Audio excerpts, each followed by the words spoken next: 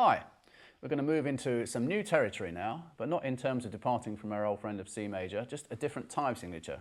Everything we've done so far has been in 4 time. Now we're going to move into the waltz, 3 time. And I'm going to show you, using C initially, 3 different styles of waltz. So here we go.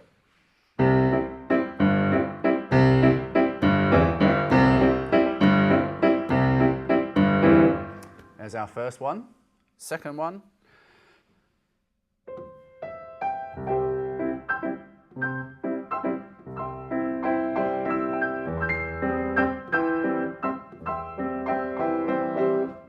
and the third one.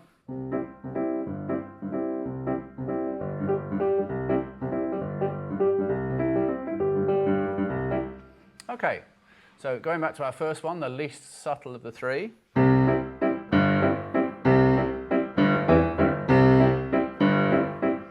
think we can all recognise that as a kind of beery, sing-along, music hall, kind of brash 3-time waltz. And we've got big, loud, held octaves in the left hand.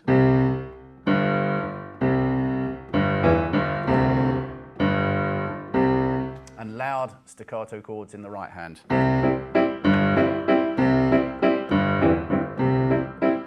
And then we move into completely different territory with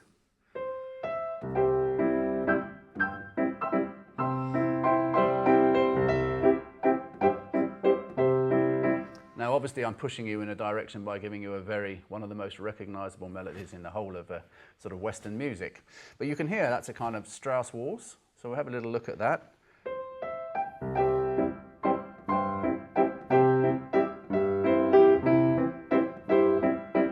Nothing to frighten you, nothing you haven't heard before, a mixture of single line and kind of answering phrase with chords. A slurred tune, a staccato answer.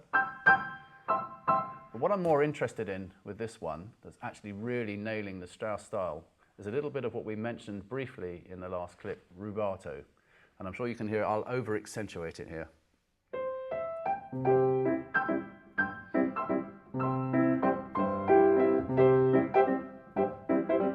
You can hear that I'm kind of pulling the tempo around, sort of lingering a bit between the beats. And that's really what Strauss is all about, and what Viennese orchestras are the best at doing. You'll hear them. It's just a very subtle thing. They just pull the first beat back a bit. You can hear that kind of like messing, not exactly on the beat. And that's kind of an effect of classical orchestral musicians coming close to swinging something or syncopating something. I mean, it's very far from swing music, but it is that same idea of pulling things around, sort of slightly messing with the time to give that effect.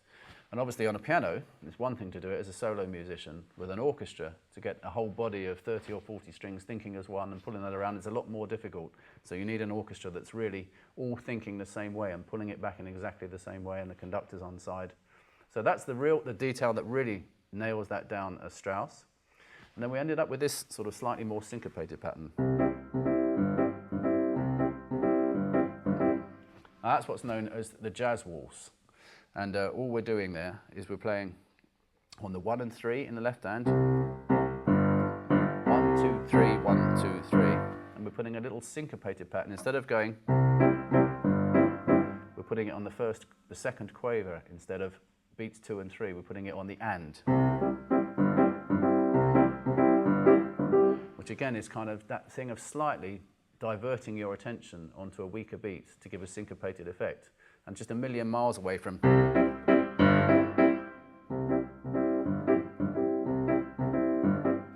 And the slightly more subtle approach is accentuated by the fact that the dynamic's a little lower, so it's a little bit quieter. I know that we're concentrating on the chord of C major here, but if I just put some of those styles into context here, and just put a little tune, so we're opening the palette up a little bit, but not too much. We're not listening to the chords here, we're actually listening to how the styles are so different. So to start with, we'd have kind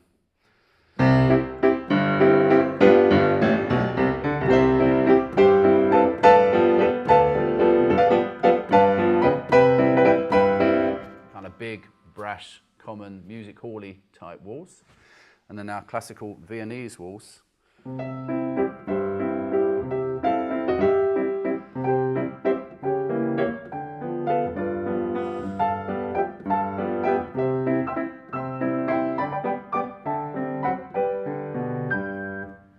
period very clearly there.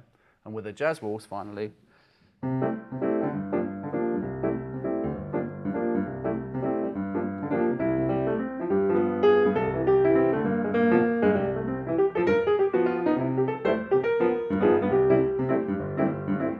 I'm not doing this to show off different chords and different harmonies. I'm just trying to demonstrate with that how those sort of tunes are defined not by those chords, but what we talked about at the beginning of this clip, which is the different rhythms, the different dynamics, the different accentuation that you use to set them up.